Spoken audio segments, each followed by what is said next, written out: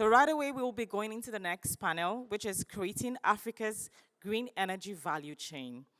And to join us on the stage is Anja Barretta, Head of Regional Program Energy Security and Climate Change in Sub-Saharan Africa, Conrad Steve Tong.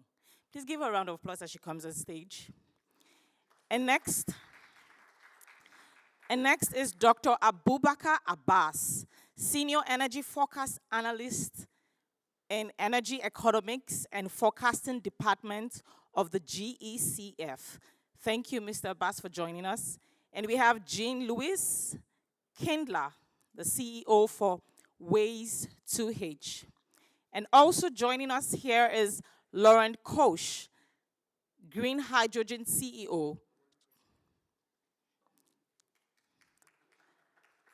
Thank you. And also we have Melissa Sikwila, the Chief Vice President of Project Development and Strategy of Genesis Energy. And we have Lady Margret Mutschler, the Vice President of Global Project Development of CWP Global, as our moderator. Thank you, Margret.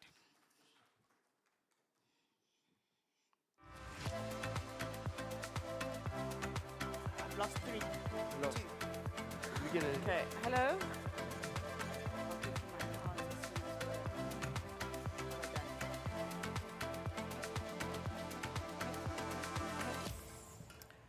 Okay, that's my German nature. We're already late and then we have music, but you have got beautiful music. Good afternoon.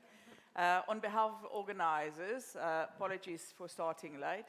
And as we have learned in green hydrogen, you need to be adaptable and flexible. So I'm keeping the seat warm for Joyce, which will take over the moderator. She's stuck on the other side of town in the Century City, and she's making her way through here. So if we see a swap later today or later in the session, I'm agreed with her that I will start a session, but I need to be on a panel on the other side of the road. And Joyce will then take over. Joyce Kabu, Africa Manager, Green Hydrogen Organization. Much more capable hands than what I have. Good afternoon, gentlemen and lady. And I see we're equally divided, so this is no manual. Congratulations to the organizers for attending to that. The topic of today is the International Energy Agency predicts that Africa is capable of producing up to 5,000 megatons of green hydrogen a year, with an electrolyzer pipeline of 114 gigawatt. Sometimes I wonder, we use giga so easily nowadays. Do we really know how many zeros is behind it? Announced for the continent, Africa's economies are poised for prosperity as green hydrogen serves as a catalyst for growth. I'm coming from Namibia, and I can tell you one thing. And in Namibia, we really look towards the establishment of the green hydrogen industry to diversify our export basket and take industrialization and our vision that we had for industrialization forward. And it's no different in any of the other countries where CWP is working in and where my colleagues were coming from or working in. So the questions that we are going to ask the panel to address and share their views and their wisdom with you is the following. And the way we're going to ask a question and allow each of the panel members to respond. Please keep your responses concise. And if you really don't have anything to say on the specific question, just pass. It's also okay. Okay? You don't need to have an opinion on anything. We're going to work through the questions, and then afterwards we will give you as the audience a session, not only to ask questions, but to share what you think, to opinionate about what you think. And that way, I think the session is for an hour, so I think that way we could have a useful discussion for an hour. And sorry, that's my mobile phone dropping. And I need to keep it with me because they let me know when to start on the other side. Okay, let's start. Are you brave enough to start, ma'am? Okay. What strategic steps? Let's do it this way. I'll ask the question, you volunteer, each one of you. Then I don't need to put anybody on the spot. Is that fine? That's fine. What strategic steps do you believe to enhance Pan-African collaboration and regional integration within the green hydrogen sector is needed? What strategic steps do you believe is needed to enhance Pan-African collaboration and regional integration within the green hydrogen section? We had, and let me help them to give you, I'm giving you 10 seconds to think. We have the Africa Climate Summit. How many of you have been at the Africa Climate Summit? Raise your hands. None. Okay. The Africa Climate Summit next year is an absolute must on your agenda. The first one took place in Kenya. One of the topics in the Africa Climate Summit was, as African Union, as Africans, we need to think as African unions. We need to collaborate as African units, whether it's on standardization, whether it is on putting in and lobbying and put together capital to put our own skin in the game, whether it is on valorization, whether it is deciding or agreeing what part of valorization will happen in what sectors and in what sections. There's a desperate need for Africans to work together on this and not just being village-minded about the development of this green hydrogen industry. Now I've given you the floor. Who of you would like to take this? Yes, okay, happy to go on. Sorry, just checking the mic. Okay, thank you very much for this opportunity. In my understanding, based on the hydrogen prospect I've been working on for the last 5 years, the regional strategy for African hydrogen economic growth is heavily going to rely on the same success stories we have followed for natural gas. So obviously, because hydrogen is a gas, and it can be liquefied, it can be transported in a different way. So the market system for hydrogen, in terms of strategy, in terms of growth, in terms of regional collaboration, is meant to follow that same approach of that has happened in the gas sector. And if I can say it is going to be 3 things. Now, the first and most important thing is to identify in Africa, we have 2 potentials for hydrogen. Hydrogen for export and equally hydrogen for our own use. Now, when it comes to export, and I can give you this in a more holistic perspective based on gas exporting countries' forecast, hydrogen market is going to grow globally from the current 95 million tons to nearly 279 million tons by 2050. Obviously, somebody will say this is a long term, but what is key there is Africa is going to be a huge market as a producer. Why? Because if you are producing green hydrogen, you require renewables. And that renewable is nothing more than solar, and Africa has one of the highest solar intensity on the planet. So that is a plus. The second part is wind, even though Africa doesn't have that lucrative wind speed, but the power is going to be very important. So that is the most important thing. So first, Africa is going to learn to collaborate in terms of the production. Particularly, we have seen what has happened in Egypt, Mauritania, and many other African countries that are trying to scale up the green hydrogen. But it's equally important to understand that even countries that intend to produce green hydrogen cannot do it alone as a green. So they require some sort of push from the blue hydrogen, which is coming from mainly natural gas and oil. And that should be some sort of lever or as a starting point. If we do look at the economics at the moment, it's much more cheaper to produce blue than the green. So obviously, as African technology evolves, we may have to combine some sort of green and blue production gradually, and then countries, based on their regional positions, they can decide to strategically go for green or blue. And the third important point is in terms of the investment. And that investment, very glad to see it coming all over the world to Africa, which is a good opportunity. But one thing that we must learn to do in Africa is particularly building capacity. I wonder if there are African universities offering courses to students on hydrogen. And that is really a way to start, encouraging our younger people to learn, to know, and to understand how are they going to shape this large and growing future market for hydrogen. Let me pause there for now. Thank you very much. Very well thought through. And I want to tie up to what you said, 2 points. The one is, I was just learned this morning that the university I attended actually now have a hydrogen chair, and planning for 2 hydrogen chairs. So it's coming. It's getting there. Yeah.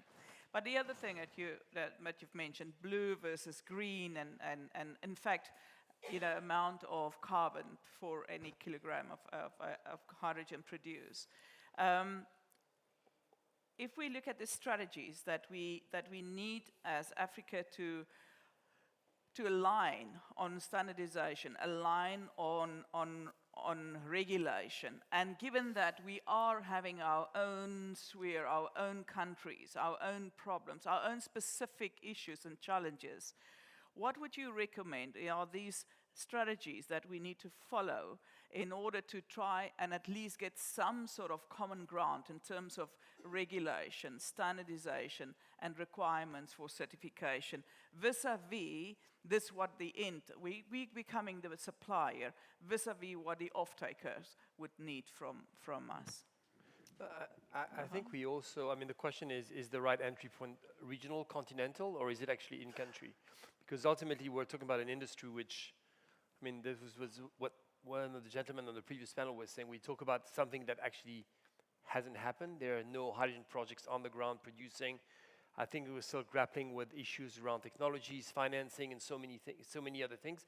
I think, we work in different companies, but we work in countries together, and we, I think, all understand that in order for African countries to benefit and create and extract the most value of these projects, there's a lot of work that needs to happen in terms of capacity building, attracting financing. I think we're all aware that Africa historically, for a number of reasons, has maybe not been as successful in attracting the most competitive financing. That's for multi-billion-dollar projects. That's a big challenge. So I guess I would kind of try and look at it differently and say, let's focus on. You've mentioned Mauritania, Namibia, Egypt. Let's focus on getting a few projects off the ground. And until recently, everybody was mentioning gigawatts. I think there is a realization when you attend conferences that megawatts is probably a good way to start. 10, 50, 100. Get learnings, validate a number of what policy frameworks make sense, what regulatory frameworks make sense, and then from that on, build a regional framework if it's relevant. Because otherwise what we end up doing is we spend years working on strategies, and then the opportunity is just gone. And then it's, what's the next one? I want to echo this, Laurent, and because this morning somebody asked me exactly that question and say, there's a need for policy clarity, but at the same time you're developing projects. How does it work? And how does it work? Well, how do you think it works? I think, and again, this was a word that was used by one of the panelists, I think partnership, because there's a lot of unknowns for investors, financing, technology, there's a lot of unknowns for governments. Typically, what you see, one of the common misunderstandings is that hydrogen is like oil and gas, but actually it's not. It is physically, it's a gas, but you're looking at long-term infrastructure projects versus oil and gas, which is much higher project returns. The regulatory framework that you need for one doesn't apply to the other. But we don't really know what is the most beneficial regulatory framework. So being transparent when you enter into a partnership with a government, saying, look, let's work together on a small-scale project to figure out what is the best tax regime, what are the best incentives, and this is where also DFIs and development partners have a huge role to play, because they can be the arbitrator, or they can be they can offer the platform for private sector and governments to come together and try and figure out how do we make this work. And the truth is, it's likely that early days projects, like the one we're working on in Mauritania, may need incentives in a phase one that may not be needed for subsequent phases post 2030. So that's what we have to be smart at, at creating that, because again, it's nascent and there are challenges on all fronts. Absolutely. And it is all about partnership, isn't it? Because the only thing we know today is that we don't know how it's going to pan out. We're working in a market where technology is expected to come down. It's expected to become more effective. We're working on we always say we've got 6 horses, all untamed, young and not yet broken in. And at some stage, in the very soon future, they need to actually pull in synchronization a carriage going forward. Yet they are still running around in the pastures. This is how we sometimes feel, isn't it?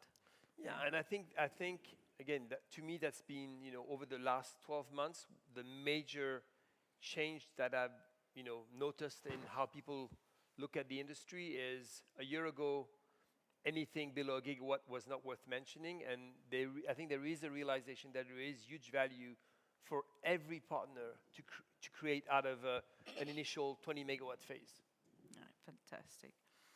I want to come back to the resources. So we have these ambitious targets, and as I said, we're talking about gigawatts. And can I come to you, ma'am? How would Africa countries secure this necessary resources, and this is human resources, as well as investment for these ambitious projects that we are tackling? What would be your advice? Well, thank you for that. I would like to just go back, if you allow me, just to answer the first question, because I think my colleagues on the stage gave really great answers to that.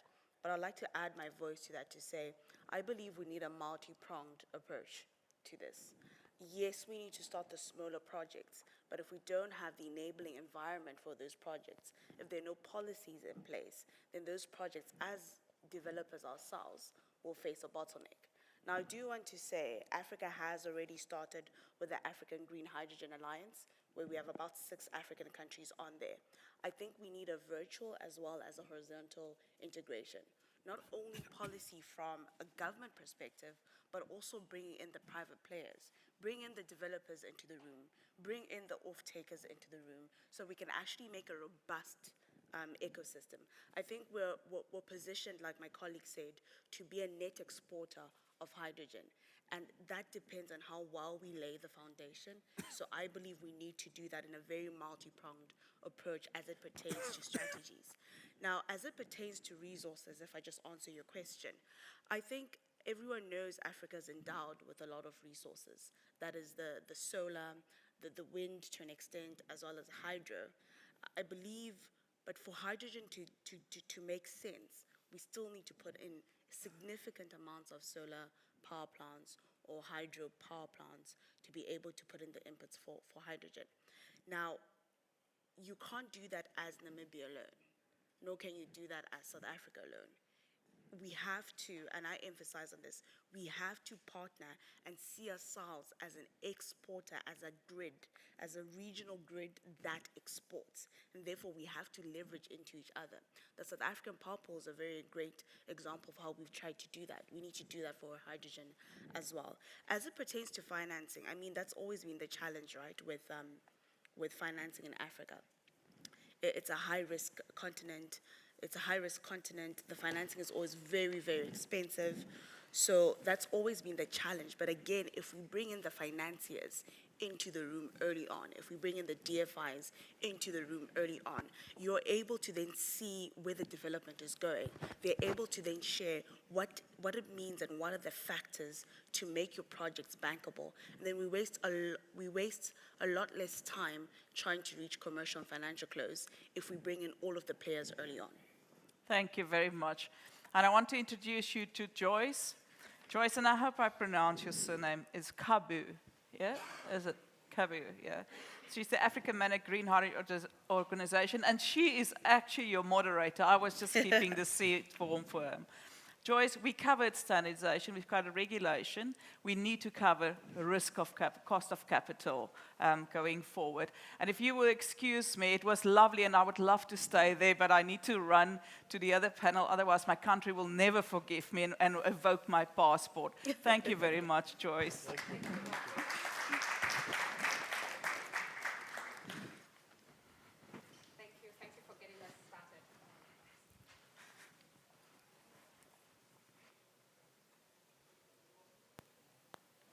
Thank you very much. My apologies for running late. I was at the Green Hydrogen Summit at Century City. So we will get this going and combine the two conversations because they're both very important and interesting, and it's a pleasure to meet you, my panelists. So we're getting on to the risk of capital, and I will start with a conversation that James Munyupe challenged us yesterday on a panel, that financing and how we are really, projects are going to get to FID. And this is because, are we talking to the banks? We are talking to DFIs a lot, and I just probably wanted to start with Laurent from Chariot. In terms of projects you have in Mauritania and financing, what are you seeing as some of these questions we should be asking the banks to make sure that these projects will be financed effectively in coming years? So I think one is, what we were saying is that, the banks, like every other parties involved, need to familiarize themselves with, the projects, the risks, and so on. Our view is that at this stage, when you look at gigawatts projects, as much as you can have conversation with banks, it's still a bit early. We're still in a process where we are defining what these projects are going to look like, what sizing, what phasing, who's going to be the off-takers. I think having the right, so as you probably know, our partner in Mauritania is Total Energies. I think one of the big criteria is when you're going to progress these projects in terms of achieving bankability is having the partners that have both the technical capability and the financial capability to deliver these projects. They are, if and we were discussing before you arrived, smaller projects versus bigger ones. But when you look at a gigawatt project, you're looking at a couple of $1 billion minimum. You have to have around the table investors that have a track record in terms of delivering these projects, not only FID, construction, and operations. And I think it's very important that these will be multi-partner consortiums. If you look at, again, a comparison with oil and gas, most of these major projects are always a set of different players. And I think that's what the industry needs to come to. One of the learnings for Chariot, for example, was that we were initially, if I set aside our gas division, we were a renewable player. And these are much simpler projects to deliver on. They're much smaller. And I think one of the learning curves for us and for many players, and CWP is actually like us, he comes from the wind and the solar business, is learning the complexity of the downstream, all the gas aspects, and again, the need of bringing the right partners. And I think, and I'll come back to your question, is I think this will very much help the discussion with the banks. I'm not sure we've heard of Talos Renewables. They've deployed a small modular green ammonia project, and they have a small off-taker, not a small off-taker, it's a big off-taker because it's the Kenya Nat company. And really speaking to your point that looking at different countries and we'll have different models, the Mauritania projects are really big, the CWP, they're in the gigawatts, and this is a 1 ton per day sort of project. And I really wanted to ask Melissa in terms of then working with governments and managing risk. And really, what are you seeing as some of the experiences that you're having in the space and the risks that are coming up and how we can manage this? Okay, fantastic. So I'm from Genesis Energy, and Genesis Energy is not an active player in the hydrogen space at the moment. So really, my position is from a contributor to the hydrogen value chain, where we deploy big solar power plants as well as hydro power plants. So as it pertains to challenges that we have experienced in the green hydrogen, I wouldn't be able to answer to that. But I will like to answer your previous question that you asked to Laurent about low-cost financing. And again, it goes back to his point. If we start with gigawatt projects for a technology that has not been proven, the financing is shy. And if the financing is not shy, it's coming at a very high interest rate because there's a lot of risk. So to his point, if we start from the ground up, smaller scale hydrogen projects prove the concept, have your learnings, and thereafter I think we'll be able to start to see lower cost financing for this new technology. Fantastic. I've always heard Siemens, FX, and Panel say that technology is not an issue when it comes to green hydrogen. I should let him know that there are different sentiments to that. And he says what we need is off-takers. That's still it's a big challenge in the space, and we're really working. We coordinate the Africa Green Hydrogen Alliance that you mentioned, and really working with governments to see how we build that partnership to get the projects up and running. Dr. Abbas, in terms of risks, do you see like there are any countries that have started documenting some of these lessons that developers are experiencing in the space, and how we can mitigate this as partnerships? Speaking to what Laurent has said, that it's going to take multiple partners. I think we did a study that shows you need at least 6 minimum partners. So what are some of the lessons that you've picked in the space so far? Thank you, Joy, for this. In my perspective as a forecaster and a modeler, we do run energy modeling, and we do have a comprehensive understanding of end-to-end implications. One of the major issues we have been talking about here are risk and finance or investment. And one clear thing that we have come to understand is for you to get finance or investment, you need to secure a contract. You need to get off-taker, and you need to get that off-taker to commit long-term. And that is what de-risk the project, and that's what helps incentivize finance and every other thing you want to do. Now, let us reflect back a bit and understand clearly why there are still some kind of very slow coming forward from companies to be able to uptake hydrogen. And from the technology side, our understanding is a number of companies that typically use natural gas and they want to replace it with hydrogen are looking at a key parameter we call interchangeability. So their ability to disconnect gas supply and replace with hydrogen. And for them to do that, they look at a number of things, one of which is cost. Is hydrogen cost competitive enough to do? Obviously, it's going to be in the future, but now it is not. So they look at it, okay, for us to buy hydrogen, even if you take the blue for $1.5, $1.8 per kilogram, and that is nearly equivalent to between $14 to $18 per million BTU. And remember, the typical natural gas prices we do have ranges from 2 in the hairy half down to TTF around 9, 12. So that is the first kind of cost parity that the hydrogen require to drive that demand. The second aspect are issues related to doing what it has to do, and that is in terms of the calorific value of hydrogen. So if I'm a hydrogen uptaker, or if I plan to uptake hydrogen, at the moment, because its calorific value is 1/3 of natural gas, I will have to use 3 times hydrogen to do the same work that natural gas could have done for me. So as an uptaker, I look at it.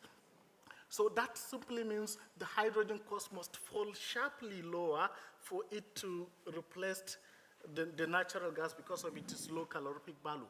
And another important thing that the investment and de-risking must do are things related to research. And again, that was one of the previous points I'm trying to make, that we really need to understand this hydrogen from a full value chain. At the moment, there are a lot of effort from the, I can say, upstream, meaning in terms of hydrogen production, electrolyzers,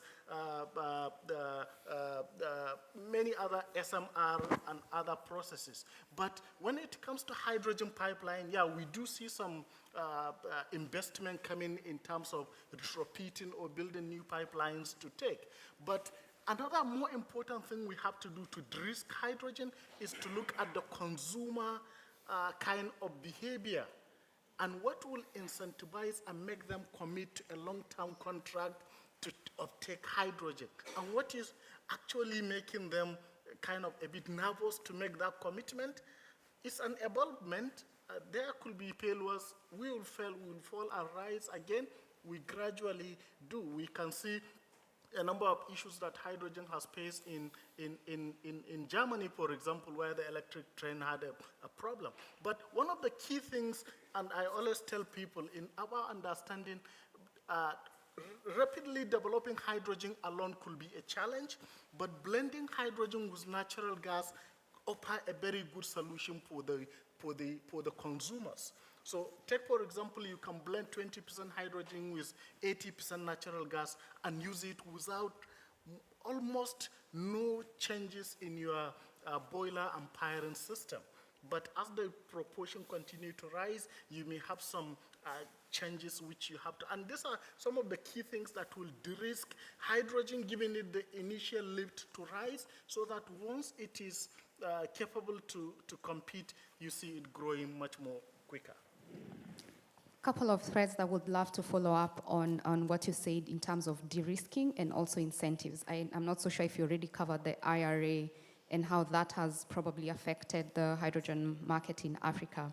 Maybe we could start from there in terms of what options does Africa have to finance hydrogen projects, considering we will not have subsidies, like what the United States is doing, and how also then developers would probably prefer to be in the US than coming to Africa. So it would be good to hear what are some of the financing instruments that Africa can adopt, and thinking in the context of what's happening globally.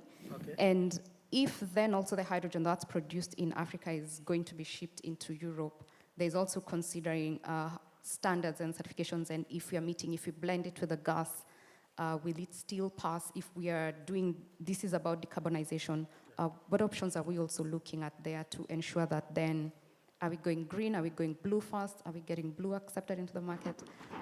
So I think those two, and I also wanted to hear, I could just ask this to Laurent, about de-risking conversation as well, and looking at DFIs, and I've had a couple of private sector developers saying that they're slowing down projects. What would be your take? Should we go fully commercial, private to private, or what do you feel about DFIs as well? So maybe we could start with Laurent, and then Dr. Abbas, come back to you.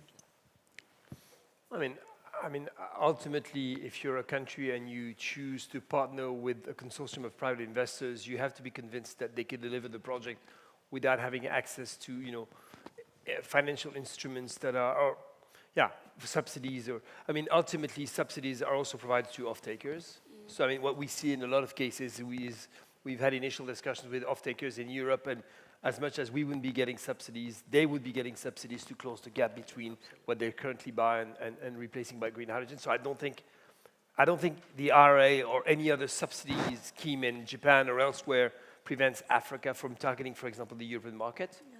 That's one thing. The second thing is, I think we were saying before you arrived that there is a consensus that starting. I think you need to start on a commercial basis, because if you start a project that's not a commercial project, then how do you evolve towards becoming commercial? But there's certainly ways to achieve commercial terms on smaller projects initially, and I think there is value in testing an approach. So typically that's what Chariot is doing in Morocco, for example, with our Moroccan partners. So we're doing 1 megawatt, and the intention is to try and have these proof of concept in as many countries as possible, because then you can have a basis to engage on the regulatory frameworks, you can test technology, you can also test the terms, the commercial terms, especially in countries where you have domestic offtake, which obviously makes it a lot easier than if you have to look at exporting from phase one. So these are all the things that you can start investigating to achieve commercial terms for a project. And not in 2030, but obviously earlier. Yes, fantastic, yeah. Dr. Abbas. Okay, Joy, thank you for this. Let me start from the initial point you mentioned in terms of the RIA, looking at how it helped incentivize the kind of the low carbon systems or the hydrogen system. Now, based on the American government policy of 111, that is achieving a hydrogen price, 1 kilogram of hydrogen to be $1 per kilogram by 2030, which is a kind of a very good incentive to help the market and be able to get some long-term commitment. Now, if we look at that, it's a very good and key kind of policy that can help in the US sector. But looking at Africa, we need to do a bit of more collaboration, as Laurent said, looking at try to first of all integrate our market. At the moment, one of the major problems we do have in Africa is infrastructure. You can have a hydrogen producer in Cape Town, and you may have a hydrogen consumer in Johannesburg, for example. How do you get the hydrogen to that consumer? Your options is either you have a hydrogen pipeline, or you liquefy hydrogen. Liquefying hydrogen takes you to minus 253 degrees, just 20 degrees to the lowest point ever, minus 273, which is quite very technologically challenging, but it's not impossible. There are ways we can come up with ways to de-risk those kind of challenges by getting some sort of regional market structure. And one of the key things that I usually propose is getting Africa to be some sort of hydrogen hub, just like the way we have the Henry Hub, the TTF, the GECF, which are established markets for natural gas, for example. So if we do have that kind of market structure in Africa, it will help integrate. A producer in Kenya will be able to sell to a consumer in Johannesburg, or vice versa, and that will help the kind of the financing to flow, and will be able to de-risk the processes. And that is why it's a bit much more difficult for market to pick up if the infrastructures are not properly connected, and especially if there are cost differentials. If it is more expensive to sell hydrogen in Cape Town, but if you go to nearest country, you can get it cheaper. So it can cause some minor issues, but again, it's a learning point. We will rise and fall, but we will be able to get there one day. I really like the conversation about regional markets, and it's really good to see that Namibia and South Africa are already working on that kind of partnership, even when it comes to shared infrastructure. If you have an electrolyzer plant that sits in Namibia that South Africa can use, and it's really good to see that new market opportunities that is really opening up for Africa. So I also just wanted to check in the audience if you have any questions for the panelists, and if we have a roaming mic for that. As we're looking at that, I could just ask Melissa one question about markets again. And the conversation has quite focused on export. How do you think we can then really make the African markets work? And what opportunities do you see when it comes to hydrogen and renewables? Sorry, if you can come again, what was the question? Markets. So as we develop then the projects for export, which again, conversations are already going about Europe, Japan, and Korea buying the hydrogen that's produced in Africa. How about the domestic markets? How do we ensure this develops so that then also Africa is growing its own industries? Well, I think we need to actually start with the domestic market before we even go into exporting. Africa has been notorious to, you've got the resources within Africa, but we're quick to export that out. We mine lithium, we're quick to export lithium out, to then buy lithium batteries from China back into Africa. It's the same thing with hydrogen. If we're not careful, we'll end up exporting all of the hydrogen out and then end up rebuying hydrogen supplied goods from the West. So I think as it pertains to African domestic use, that's where we should actually start. We've got a lot of operations that need hydrogen. We were just also at the Green Hydrogen Summit, and they just announced a partnership with Anglo, BMW, and Sasol. And it's things like the Anglos who need green hydrogen for domestic use. It's things like the BMWs who are in country who need the hydrogen for domestic use. So I think if the focus, and again, if we start from a ground up, if the focus is on the domestic market, we get those projects right, we're then equipped to be able to be mass exporters out. Focus on domestic markets first. Incredible way to end. I've been signaled that we are actually out of time. So I will just ask us to give a lot of applause to the panelists for the great contribution.